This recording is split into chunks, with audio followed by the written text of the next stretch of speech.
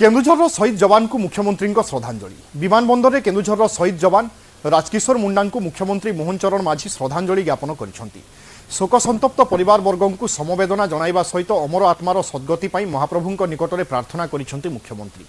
केन्दुझर सदर block नुआगाँ पंचायतर 6 battalion Bihar regiment हाविलदार तथा गाड़ी चालक भाव में कार्यरत राजकिशोर मुंडा गत 19 तारिख अरुणाचल प्रदेश तावांग ठारे दुर्घटना शहीद होइछंती। सेना को नहीं से जाउथिबा बेले एक विराट पत्थर तांको गाड़ीर उपरे पड़िबा जोगु भारसाम्य हराई ओल्टी पड़िथिला। फलरे से स्टीयरिंग रे चापी होई जिबारु घटनास्थल रे ही तांकर मृत्यु होइछि। तांको पैतृक गाँ नुआगाँ रे राष्ट्रीय मर्यादार सहित हेबो शेषकृत्य। स्वर्गत राजकिशोरଙ୍କ स्त्री 2 झियोंक समेत घरे 2 भाई मध्य अछंती। एभली एक जो घटना घटिला एवं स्वर्गत राजकिशोर मुंडा तांको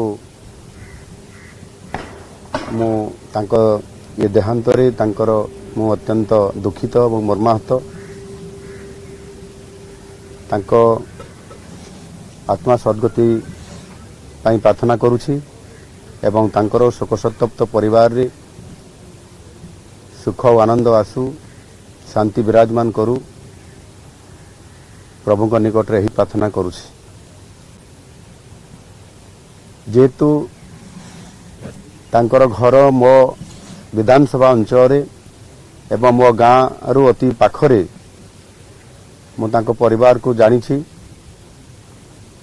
गोटे आदिवासी परिवार रो राजकिशोर मुंडा अत्यंत शांत सरल स्वभाव रो थिले एवं देश सेवा काम रे नियोजित होइथिले।